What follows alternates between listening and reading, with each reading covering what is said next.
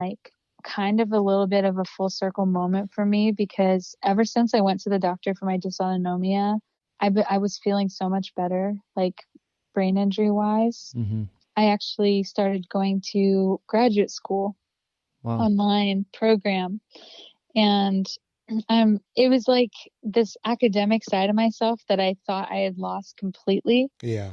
It's like now it's like it came back in a sense. Like I am getting my master's in theological studies. Wow. And I'll be graduating in May, and I have a 4.0 right now. Oh man. Wow. And it's just like before my TBI, I was so really academic. Big accomplishment for someone with a brain injury and dealing with the issues that you deal with on the day-to-day basis. Is I really look up to you on that. Yeah, it's remarkable. Thank you.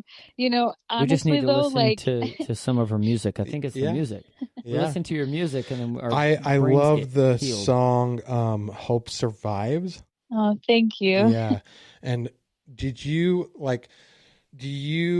are most of your songs about like your personal experiences with brain injury? Yeah. Okay. They're pretty much all about that. And they're, would you say you're a gospel singer or what? Well, I'm a Christian. Okay. So my songs will have Christian things in them just because they're from the heart. So I wouldn't call myself a gospel singer necessarily, because a lot of my songs, like anyone, it could relate to anyone. Like they're not exclusively Christian songs, but a lot of them do talk about faith and God and trusting in the Lord when it's hard and stuff like that. Sure. Sounds like some of the stuff my daughter writes. Yeah. Yeah, she's a singer-songwriter as well. Oh, that's so cool. I'd love to connect with her.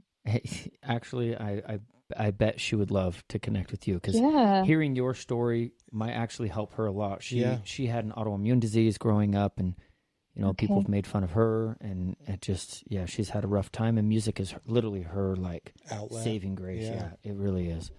And, I can relate to that for sure.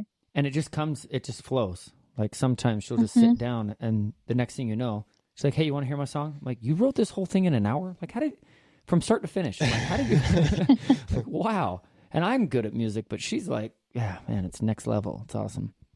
That's amazing. But she's trying to break into this. She wants to be able to create some type of career out of it, and we just don't know where to go from where we're at. Oh, I could help with that, actually. Yeah. Then we will connect for sure. Yeah, I'd love to. I'd love to. Because I was touring full time as an independent artist. That's so awesome. It's really awesome. And I've done recording in Nashville. I know some good people. I also know some snakes to stay away from. Okay. See, that's so good. I'd be happy to help out and everything. Cool. Yeah. Cool. Yeah, that's great. Yeah. So what has been your biggest obstacle to overcome, like with your brain injury? What did you really struggle with the most? Yeah. I think accepting it was the hardest part. Okay. I could say the rehab, I could say, the headaches, the pain, but I really think that it's the mindset. It's learning how to accept that I have this chronic condition, this brain injury that's not going away, but at the same time, not giving up hope for healing and not giving up to that there's a purpose to keep going, and having faith even when it feels like the complete opposite in your life. I think that's been the hardest part. And part of why I'm getting my master's in theology is because in all my concerts, so for a while I was like, I would just really call myself a singer-songwriter, but in a lot of my concerts and speaking, like I just met so many people who just, I would pray with them and just connect with them and talk with them about the Lord. And I really feel called to just be some sort of help to anybody who struggles with that. And so I've been invited to preach and speak at a lot of like women's events. And I really felt like, wow, like, I don't really feel like qualified just to preach. Like, I'm not a pastor. Like, so I felt like God was calling me to go and get this master's in theology. And I resisted because, like I said, my undergrad college was so hard. I was like, no, there's no I way. can't do school. School is too hard for me. I can't do school. I'm but not you have the academically 4.0. mindset. I know. 4.0. Well, that's like been like the restoration of all of this, because amazing. It's the right subject. That's right. the thing. It's the right math. subject. We're not doing I'm not doing accounting. Exactly. It's aerospace something engineering or something I believe in, something I'm really passionate about, and I've learned so much, and I just want to inspire and encourage people. And I feel like having this degree, like it's just helping me to understand like how to not take the Bible out of context and to not interpret it wrongly. Sure. And so I actually just signed with a literary agent, and I'm working on my first book. Oh.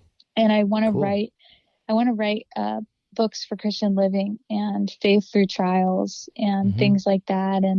And so, you know, if for anyone listening, like, just know, like, the journey is not going to be like, it's not going to look how you think, and it's not going to be like, you know, a straight line. You'll take detours and you'll move around. And, you know, with the pandemic, like, all my concerts were canceled. So I was really thankful. I had already been accepted to my master's program, so I could just move my start date up. And I've been working on that the whole last year.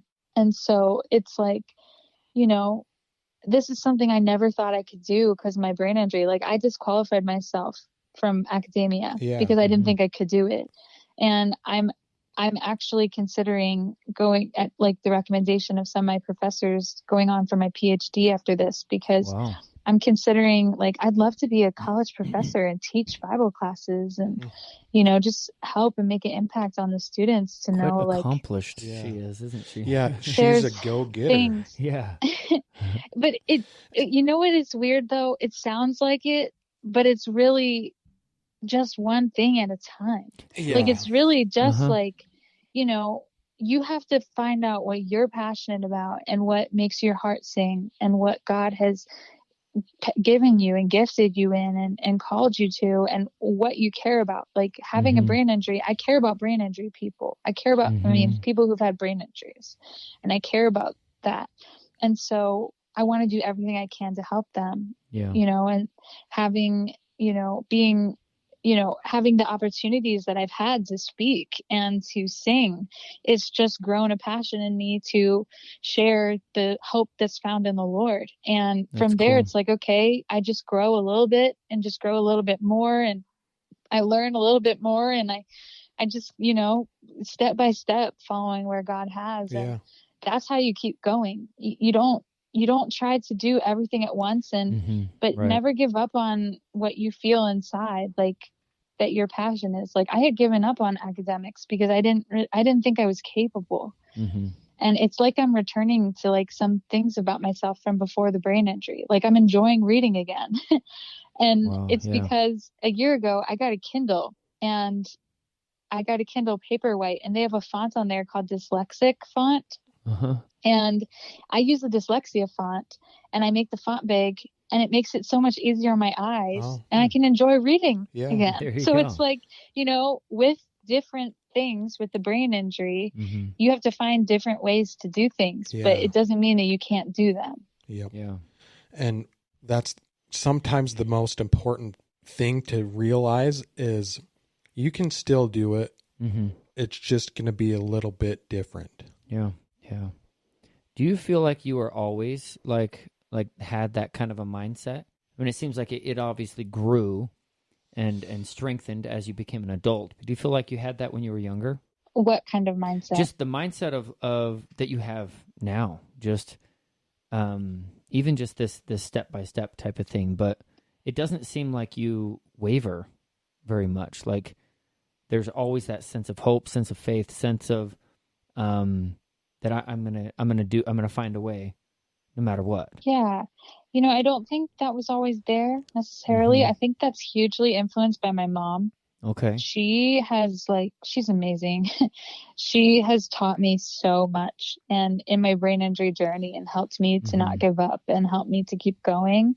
Great. And just like prayed with me and reminded me to keep going. And I really think that that's been like a huge part of me growing in that. But you know, it's to have that I think support. As we grow, we just grow in I would say grounding. I feel like I'm 27 years old today, and I feel like at 27 I feel so much more grounded than I did even 4 or 5 years ago when I was out on the Hope Survives tour in 2017, 4 years ago.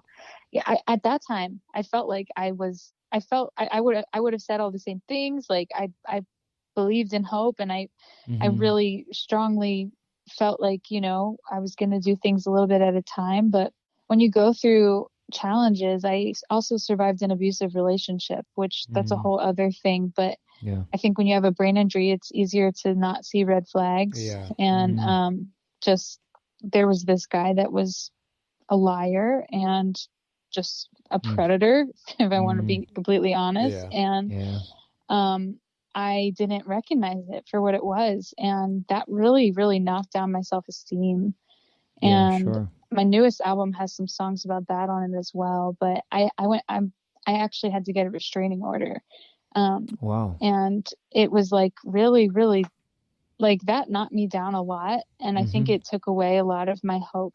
And it took away, like, I didn't feel like Hope Survives anymore. I didn't feel like the Hope Survives girl. I felt like the hopeless girl. Like I felt like, you know, I lost all that, and I felt like a hypocrite because everyone loved that music. I was like, I didn't feel like it anymore. Yeah. And I had to go through a process of relearning who I was in the Lord. And now after that, like I've been through the brain injury, I've been through that, you know, I feel like now I feel so much more grounded. Like, you know what? Nothing and no one can take away that hope. Like no matter what I go through, because I know that God is with me, and I know that I can get back up, and I know that no matter what happens, I just have to go a little bit at a time. And there's always something beautiful on the other side. And I wrote a song called Growing, and it's, I actually just released a pop version of that song. I actually produced it myself. And, cool. So I just did like a remix of that song, and it's about how we grow through all of our storms. Like, the lyric in it is, I'm growing through every storm. I'm learning there's something more. With every drop that falls on me, I'm stronger than I used to be. And it's about how the storms and the hard times and the struggles, they come, but every single drop of that rain is watering you to make you stronger. And you're growing from it. The storms are not a bad thing. They feel dark, and they feel hard, and they feel like you're never going to get out of it, but storms pass.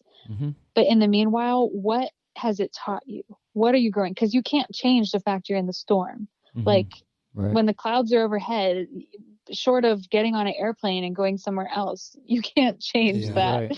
Right. You know, it's there. It's where you are. It's over your house. It's where you live. So what are you going to learn from it? Where are you going to go from there? You know, what you can't control and what you can control, and realizing I can't control what's happened to me.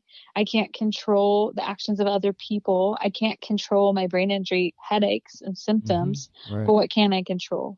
My mindset, what I eat today, the nutrition that I put into my body, movement, the exercise. What can I control? You know, my spending time in the Bible and praying and talking to a friend, somebody that I really care for. And, you know, those are things that I can. And let's just start from there and just move forward. Wow. That's amazing. Yeah. You're awesome. You're an awesome person. Thank you. You know, I really feel like you could, you know, even just a speech like that would help my daughter. She hears it from us all the time. I've been through some really, really rough things, and you know, she knows my past and how I was raised, and I try to tell her all of these things, and it seems like they kind of get it. Like, you know, my kids kind of get it, but not as much because they see me as me.